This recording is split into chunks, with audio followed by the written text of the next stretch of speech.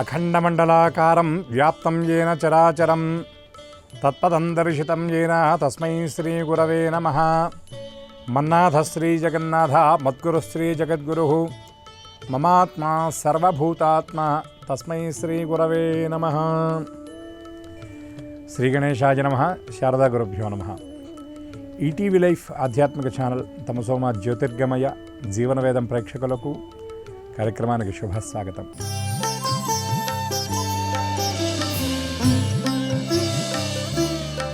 సనాతన ధర్మంలో ఈ సనాతన అనేటటువంటి ఈ పేరు, ఈ ధర్మానికి ఇది పుట్టుక లేదు. పుట్టుక అనేది ఎక్కడ ఉన్నదో అక్కడి నుండి సనాతనము, నిత్యనూతనము అని కూడా పెద్దలు చెప్తారు. అంటే ఎప్పటి నుండో ఉన్నది, ఇది ఎప్పటికప్పుడు నిత్యనూతనం అని చెప్తారు. దీనికి మూలం ఏమిటంటే వేదం అని చెప్పారు. ఈ వేద ధర్మం ఎందుకంటే అసలు భారతదేశానికే ఇంత గొప్ప ప్రతిష్ట రావడానికి కారణం ఏమిటంటే భారతస్య ప్రతిష్టాద్వే సంస్కృతం సంస్కృతిస్తథా అన్నారు. అంటే భారతదేశానికి ఇంత ప్రతిష్ట రావడానికి రెండు కారణాలు అని చెప్పారు. ఏమిటి రెండు కారణాలు అంటే సంస్కృతము, సంస్కృతి అన్నారు. సంస్కృతం అంటే ఇది దేవభాష. అంటే ఈ భాషలేవి లేనప్పుడు దేవతలు వారు పరస్పర సంభాషణ కొనసాగటం కోసం మాట్లాడినటువంటి భాష ఏదైతే ఉన్నదో అది సంస్కృతం. దేవతలు ఉపయోగించినటువంటి భాష, దేవతల సంభాషణ కోసం ఏర్పడినటువంటి భాష కాబట్టి దాన్ని దేవభాష అన్నారు, సంస్కృతం అన్నారు. ఇక రెండవది ఏమిటంటే సంస్కృతి. అంటే ఈ దేశం యొక్క సంస్కృతి. ఈ దేశం యొక్క సంస్కృతిని కనుక మనం పరిశీలించినట్లయితే వేదం ఒక గొప్ప మాట చెప్తుంది. ఎక్కడ ఏ కార్యక్రమాన్ని మనం చేసినా సర్వే భవంతు సుఖినః సర్వే సంతు నిరామయాః సర్వే భద్రాణి పశ్యంతు మా కశ్చిత్ దుఃఖభాగ్ భవేత్ అని చెప్తాం. సర్వే భవంతు సుఖినః, అందరూ బాగుండాలి. శాంతి మంత్రాల్లో శమ్న ఏధిద్విపదే శంచతుష్పదే అంటే ద్విపాత్తులు ఏవైతే ఉన్నాయో, చతుష్పాత్తులు ఏవైతే ఉన్నాయో వారందరికీ శుభం కలుగ్గాక. శం నః, శం అంటే శుభము, నః అంటే వారికి లేదా మాకు, ద్విపదే చతుష్పదే వాటి చేత కూడా మాకు శుభము కలగాలి, వాటికి కూడా శుభము కలగాలి అని చెప్తాం. సర్వే భవంతు సుఖినః సర్వే సంతు నిరామయాః, సమస్త జీవులు కూడా చక్కగా ప్రశాంతంగా జీవనం చేయాలి. సర్వే భద్రాణి పశ్యంతు అంటే ఆ మంచినే అందరూ కూడా చూడగలగాలి, భద్రంగా క్షేమంగా ఉండాలి అని భద్రాణి పశ్యంతు మా కశ్చిత్ దుఃఖభాగ్ భవేత్, ఎవరికి కూడా దుఃఖములు ఉండకుండా ఉండుగాక, దుఃఖములన్నీ కూడా తొలగిపోవుగాక అని ఈ శాంతి మంత్రంలో చెప్తారు. ఇది మన ధర్మం. అంటే కేవలం నేనొక్కడనే బాగుండాలి అని కాకుండా అందరూ బాగుండాలి, అందరిలో మనం ఉండాలి అనేటటువంటి ఆ ఎష్టి భావన ఎప్పుడూ కూడా మన ధర్మం మనకి ప్రబోధించేటటువంటి ప్రధానమైనటువంటి విషయమని పెద్దలు చెప్తారు. ఈ వేదం చెప్పేటటువంటి అనేక విషయాలలో మానవుడు తరించడానికి శిష్టుల యొక్క సాంగత్యం కూడా చాలా గొప్పది అని వేదంలో పునఃపునః చెప్తూ ఉంటారు. మహానుభావులను ఎప్పుడు కూడా మనం ఆశ్రయించాలి. ఎందుకంటే అసారే ఖలు సంసారే సారమేత చతుష్టయ అని ఏమాత్రం సారం లేనటువంటి జీవితంలో కొన్ని సారవంతమైనటువంటి విషయాలు ఉన్నాయి. అటువంటి వాటిల్లో ప్రధానమైనది ఏమిటి అంటే సత్సాంగత్యము అన్నారు. సతాం సంగః, సత్పురుషుల యొక్క సాంగత్యం. సత్పురుషుల యొక్క సాంగత్యం కొన్నిసార్లు ఎంత గొప్ప ఫలితాన్ని మనకు అందజేస్తుందంటే జన్మను కూడా చరితార్థం చేయగలిగినటువంటి ఆ స్థితి ఉంటుంది అని చెప్పారు. ఇంతేకాకుండా కొన్ని సందర్భాల్లో శాపగ్రస్తులు ఎవరైతే ఉన్నారో వారికి కూడా ఆ శాప విముక్తిని కూడా సత్పురుషులను ఆశ్రయించడం వల్ల లేదా సత్పురుష సాంగత్యం వల్ల మనం వెళ్ళడం కానీ వాళ్ళు మన దరికి చేరటం కానీ దాని ద్వారా కూడా మనకి శాప పరిహారం లభిస్తుందని మనకి పురాణ వాంగ్మయంలో అనేక కథల రూపంలో మనకి చెప్పడం జరిగింది. అటువంటి వాటిల్లో పూర్వం భరతుడు అనేటటువంటి మహాముని ఉండేవాడు. ఆయన గొప్ప ధర్మపరాయణుడు, స్వధర్మానికి కట్టుబడి ఉన్నటువంటి మహానుభావుడు. ఆయన నిరంతరం ధర్మమే శ్వాసగా, ధర్మమే ధ్యాసగా జీవించేటటువంటి వాడు. విహిత కర్మలు ఏవైతే ఉన్నాయో వాటన్నిటిని కూడా చక్కగా ఆచరిస్తూ ఎంతోమందికి ఆయన ఆదర్శప్రాయంగా జీవిస్తూ ఉన్నటువంటి వాడు. అంతటి ఆదర్శప్రాయమైనటువంటి జీవనం చేసేటటువంటి వాడు. మానవుడు ఎప్పుడు కూడా ఎంత గొప్ప వ్యక్తులైనా సరే తీర్థయాత్రలు చేస్తూ ఉంటారు, ఆ ప్రయత్నం చేస్తారు. ఎందుకంటే తీర్థాలను సేవించడం, క్షేత్రాలను దర్శించడం భగవద్ దర్శనం చేయటం వల్ల ఏమిటంటే మనస్సు, వాక్కు, శరీరం శుభ్రపడతాయి అనేటటువంటి ఉద్దేశ్యంతో, అంతేకాకుండా కర్మానుష్ఠానం చేసేటటువంటి వాడు ఎప్పుడు ఇంట్లో చేసేటటువంటి అనుష్ఠానం కంటే కూడా వేరే చోట చేసేటటువంటి అనుష్ఠానాలు విశేషమైన ఫలితాలను ఇస్తాయని శాస్త్రం చెప్పినటువంటి మాట. ఇంట్లో చేసే అనుష్ఠానం కూడా ఎప్పుడు ఫలితాన్ని ఇస్తుంది అంటే ఇల్లు అనేది ఎప్పుడు కూడా శుచిగా ఉండాలి, అట్లాగే ఇంట్లో మైలు అనేది ఉండకూడదు, ఎంగిల్ అనేది ఉండకూడదు. అట్లా ఉన్నప్పుడే చేసేటటువంటి భగవదారాధన పరిపూర్ణమైనటువంటి ఫలితాన్ని ఇస్తుందని శాస్త్రం చెప్పేటటువంటి మాట. అందుకే మనకి ఏ కర్మని ప్రారంభించినా పుణ్యాహవాచనం అనేటటువంటి శుద్ధి కర్మలు చేస్తారు. అలాగే మనం నిరంతరం కూడా సంకల్పం చేసేటప్పుడు కూడా పుండరీకాక్ష అనేటటువంటి దివ్యనామాన్ని 3 సార్లు చెప్పుకుని నీళ్లు చల్లుకుంటాం. అపవిత్ర పవిత్రో వా సర్వావస్థాంగతోపి వా యస్పరేత్ పుండరీకాక్షం సబాహ్యాభ్యంతర శుచి అనేటటువంటి ఆ మంత్రం చెప్తూ ఆ పుండరీకాక్ష నామాన్ని అందరం కూడా స్మరణ చేస్తాం. అంటే శౌచము, శుద్ధి అనేది అంత ప్రధానమైంది. ఇంట్లో మనం అనుష్ఠానం చేసేటప్పుడు అష్టోత్తర శత గాయత్రి చేస్తే అంతే ఫలితం వస్తుంది. అదే గనక మనం గోశాలకు వెళ్ళి గనక ఆ గాయత్రి మంత్ర జపం చేస్తే అక్కడ 10 రెట్లు ఫలితం వస్తుందన్నారు. అంతేకాకుండా పుణ్యక్షేత్రాలు ఏవైతే ఉన్నాయో, ఉదాహరణకు పుణ్యక్షేత్రములు అంటే ఇక్కడ తీర్థక్షేత్రాలు వేరు, పుణ్యక్షేత్రాలు వేరని చెప్పారు. తీర్థక్షేత్రాలకు చాలా విశేషం చెప్పారు. తీర్థక్షేత్రాలంటే ఒక నది ఉండి అక్కడ గనక క్షేత్రం ఉంటే దాన్ని తీర్థక్షేత్రం అన్నారు. ఆ తీర్థాలకు వెళ్ళి గనక మనం అక్కడ అనుష్ఠానం చేసినట్లయితే శతగుణం ప్రోక్తం, నీవు 108 సార్లు జపం చేసినా కూడా అది 100 రెట్ల ఫలితాన్ని నీకు అందజేస్తుంది అని చెప్పారు. అందుకే పెద్దలు ఇంకొక మాట కూడా అంటారు, అన్యక్షేత్రే కృతం పాపం పుణ్యక్షేత్రే వినశ్యతి అని చెప్తారు. వేరే చోట చేసినటువంటి పాపం నీవు పుణ్యక్షేత్రాలను కనుక సందర్శించినట్లయితే తద్వారా ఆ పాపం నశిస్తుంది అని చెప్పినటువంటి మాట. అదేవిధంగా ఈ భరతుడు అనేటటువంటి ఈ మహానుభావుడు కూడా ఆయన ఆ ధర్మాలను ఆచరిస్తూ పుణ్యక్షేత్ర సందర్శనం చేయాలి అనేటటువంటి ప్రయత్నంలో అలా మార్గమధ్యంలో వెళుతూ ఉన్నటువంటి సందర్భంలో నడిచి గ్రీష్మతాపం చేత మార్గాయాసానికి గురయ్యాట. ఎక్కడైనా చెట్టు ఉంటే చెట్టు కింద విశ్రాంతి తీసుకోవాలి కాసేపని ప్రయత్నం చేశాడు. ప్రయత్నం చేసినటువంటి క్రమంలో ఆయన వెళుతున్నటువంటి మార్గంలో సమీపంలో ఎక్కడా ఏ చెట్లు కనపడలేదు. కానీ దూరంగా 2 గుబురుగా పెరిగినటువంటి రేగి చెట్లు కనపడ్డాయట, బాదరిక వృక్షాలు. అక్కడ సేద తీరాలని ప్రయత్నం చేశాడు. నీడ కోసం ప్రయత్నం చేస్తే పెద్ద పెద్ద వృక్షాలేవి లభించలేదు కాబట్టి ఆ రేగి చెట్టు కింద ఒక ఘడియ కాలం ఆయన విశ్రాంతి తీసుకున్నట్ట. ఘడియ అంటే 24 నిమిషాలు విశ్రాంతి తీసుకున్న తర్వాత ఆయన మళ్ళీ ఆలస్యం అవుతుందని భావన చేశాడు. ఆ రేగు చెట్టు కింద కూర్చొని మాధ్యాహ్నిక సంధ్యావందనాన్ని ఆయన చక్కగా పూర్తి చేసుకొని అక్కడ నుండి బయలుదేరి పుణ్యక్షేత్ర సందర్శనానికి వెళ్ళిపోయాట. ఈ రేగు చెట్లు ఆయన ఘడియ కాలం పాటు అక్కడ ఉండి అనుష్ఠానం చేసుకొని వెళ్ళిపోయిన తరువాత ఆ మహానుభావుడు 10 రజస్సుతో పునీతమైనటువంటి ఆ ప్రదేశం మీద ఉన్నటువంటి ధూళి ఈ రేగు చెట్ల మీద పడటంతో కొన్నాళ్ళ తర్వాత ఆ రేగు చెట్లు ఆ ప్రాంతంలో అంతరించిపోయాయి. అంతరించిపోవడం అంటే పూర్తిగా ఇదవటం కాదు. ఆ రేగు చెట్లు ఆ రూపాన్ని నుండి మరొక రూపాన్ని పొందాయట. ఎటువంటి రూపాన్ని పొందాయంటే ఒక ధర్మపరాయుడైనటువంటి ఒక వైశ్యుడు, ఒక చక్కటి సంపన్నుడి ఇంట్లో ఆ రేగి చెట్ల రూపంలో ఉన్నటువంటి వాళ్ళు 2 ఆడపిల్లలుగా జన్మించారట. జన్మించి వాళ్ళు చక్కగా విద్యాబుద్ధులన్నీ కూడా నేర్చుకొని పెరిగి పెద్దవాళ్ళు అవుతూ ఉన్నారు. ఈ తీర్థయాత్రలు చేస్తూ ఉన్నటువంటి ఈ భరతుడు అనేటటువంటి ఆయన ఈ వైశ్య కన్యలు ఉన్నటువంటి ఆ గ్రామానికి ఒకనాడు వెళ్ళాట.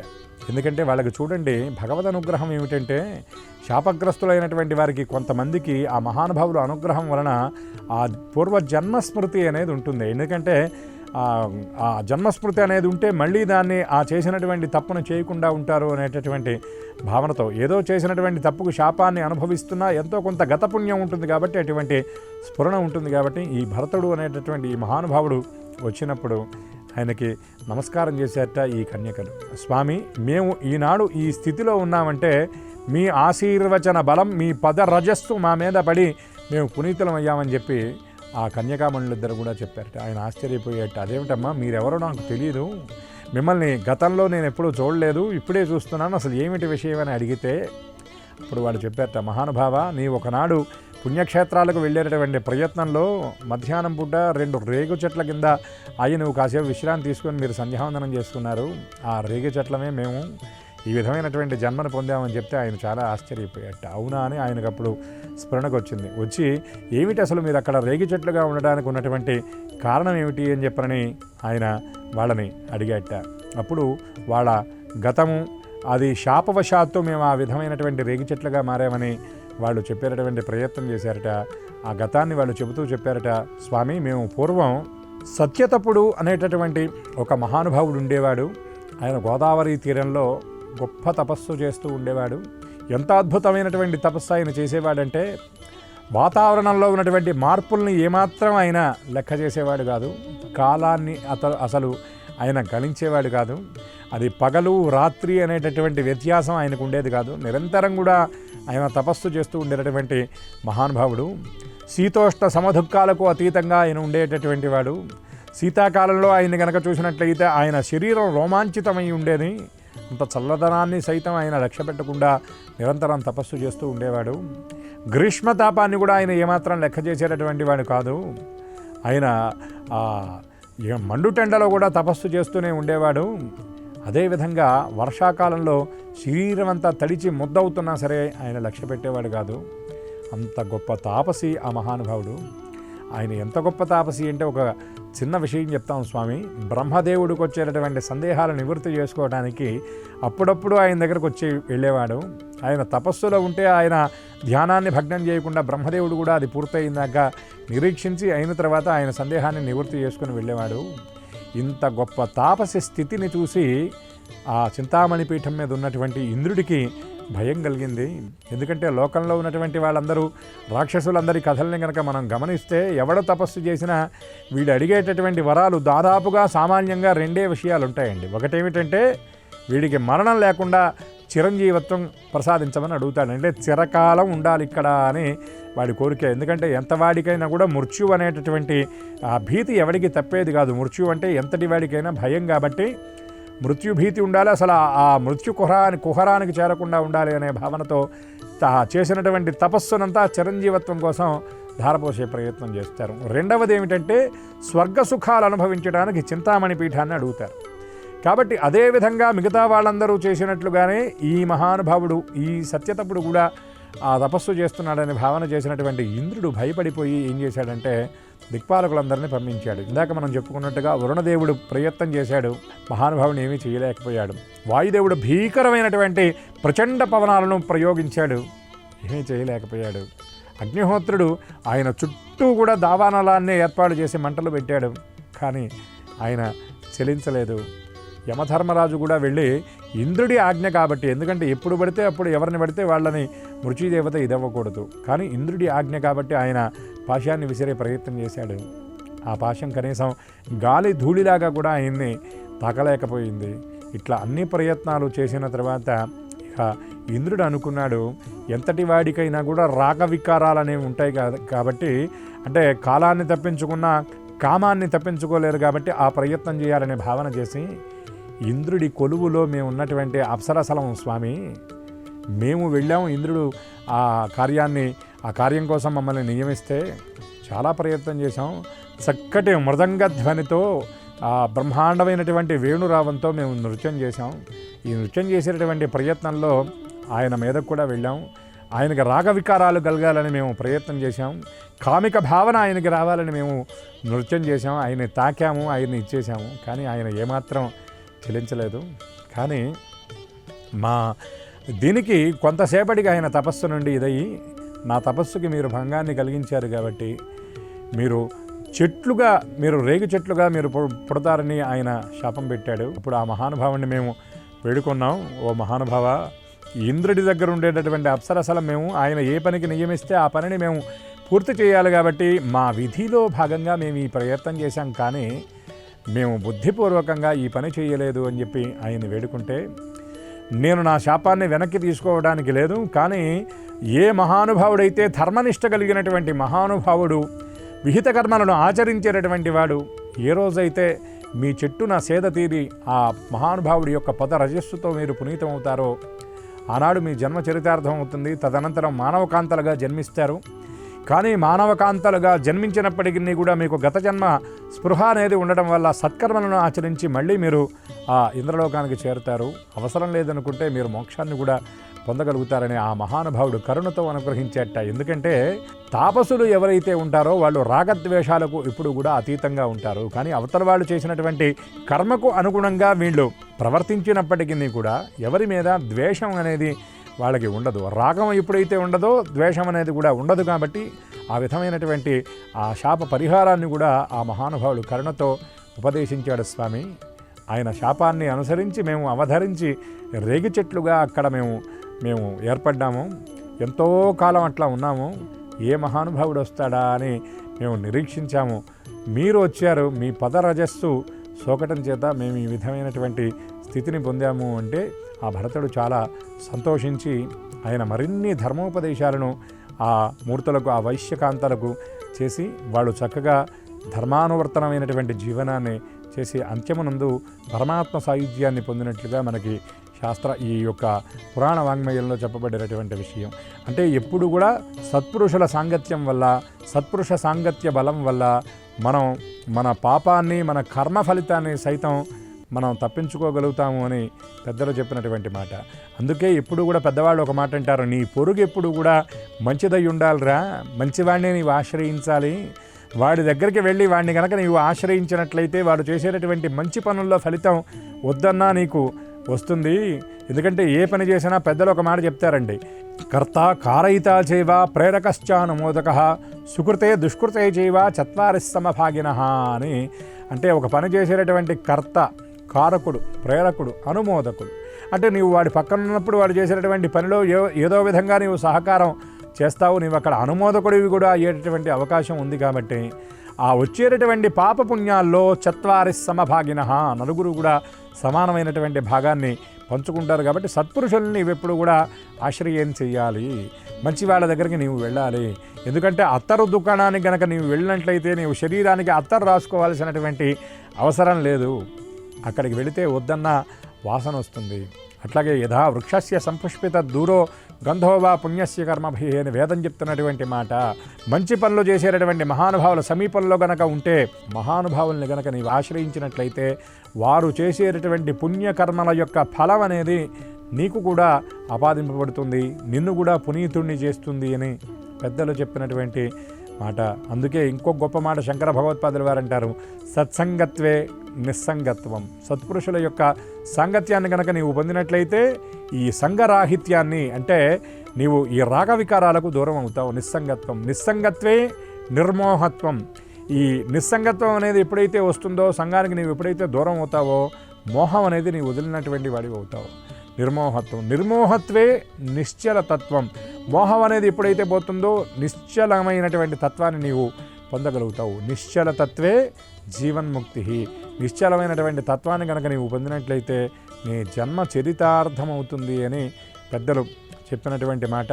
అందుకే మనం ఎప్పుడు కూడా సత్పురుష సాంగత్యాన్ని పొందేటటువంటి ప్రయత్నం చేయాలి. రామకృష్ణాది అవతారాలలో కూడా ఆయా అవతారాలను ధరించినటువంటి శ్రీమన్నారాయణ మూర్తి కూడా మాయా మానుష విగ్రహాన్ని ధరించినప్పుడు ఎప్పుడు కూడా సత్పురుషులను ఆశ్రయించినట్టుగా మనకి మన వాంగ్మయంలో, పురాణంలో, రామాయణాది గ్రంథాలలో మనకి కనబడుతుంది. దేవతలు సైతం ఋషులుగా చెప్పబడేటటువంటి సత్పురుషులను వాళ్ళు ఆశ్రయిస్తారు. ఆ ఋషుల్లో కూడా మనకు ప్రధానమైనటువంటి వాళ్ళు ఉన్నారు. కశ్యపోత్రి భరద్వాజో విశ్వామిత్రోధ గౌతమ వశిష్ఠో జమదగ్నిశ్చ సప్తైతే ఋషయస్తథా అని కశ్యపుడు, అత్రి మొదలైనటువంటి ఆ ఋషులు ఎవరైతే ఉన్నారో వారిని దేవతలు ఆశ్రయిస్తారు. వాళ్ళు ఒక్కొక్కళ్ళు ఒక్కొక్క శక్తి సమన్వితులు వాళ్ళు. ఉదాహరణకి మనం అత్రి మహర్షిని కనుక తీసుకున్నట్లయితే, ఎందుకంటే అత్రి మహర్షి యొక్క కుమారుడుగా బ్రహ్మ విష్ణు మహేశ్వరుడు ముగ్గురు కూడా దత్తాత్రేయ అంశలో ఆయన దగ్గరికి వెడతారు. ఎందుకండి ఆయన్నే ఎంచుకొని దత్తాత్రేయుల వారు ఎందుకు అక్కడ అవతరించారు అంటే, ఆయన పేరులోనే ఉన్నది ఇక్కడ విశేషం. అత్రి అన్నారు. ఏమిటండి ఆ అత్రి అంటే, ఆయన త్రిగుణాలకు అతీతుడైనటువంటి వాడు, సత్వరజస్తమో గుణాలకు అతీతుడు, ఆధ్యాత్మిక, ఆది భౌతిక, ఆది దైవికములు అనేటటువంటి తాపత్రయ వికారం లేనటువంటి వాడు. అందుకని ఆయన్ని అత్రి అన్నారు. అత్రి అంటే ఆ మూడు లేనటువంటి వాడు. ఆయన భార్య కూడా చాలా గొప్పదావిడ. ఎవరావిడ అంటే అసూయ లేనటువంటి తల్లి. అందుకే పరమాత్మ యొక్క అనుగ్రహం ఎప్పుడు కలుగుతుంది అంటే, రాగద్వేషాలు లేనటువంటి వాళ్ళకి, అహంకార మమకార వికారాదులు లేని వాళ్ళకే పరమాత్మ యొక్క అనుగ్రహం కలుగుతుందని పెద్దలు చెప్పినటువంటి మాట. కనుక మనం కూడా ప్రయత్నపూర్వకంగా రాగ వికారాలకు దూరంగా ఉండాలి. అవకాశం ఉన్నంత వరకు సత్పురుష సాంగత్యాన్ని మనం చేయాలి. మంచిని ఎప్పుడు కూడా 10 రూపాయలు ఇచ్చి కొనుక్కోవాలి, చెడుని 20 రూపాయలు ఇచ్చి వదిలించుకోవాలని పెద్దలు చెప్పేటటువంటి మాట. కాబట్టి మంచిని ఆదరించాలి, మంచిని పెంచుకోవాలి. ఈ విషయాన్ని అందరూ గ్రహించాలి. అటువంటి పరమాత్మ యొక్క దివ్య కృప చేత అందరికీ సత్పురుష సాంగత్యం లభించాలని మనసారా ఆశిస్తూ స్వస్తి. ఈ కార్యక్రమాన్ని తిరిగి చూడాలనుకుంటే www.youtube.com/@ETV Life Spiritual లో చూడవచ్చు.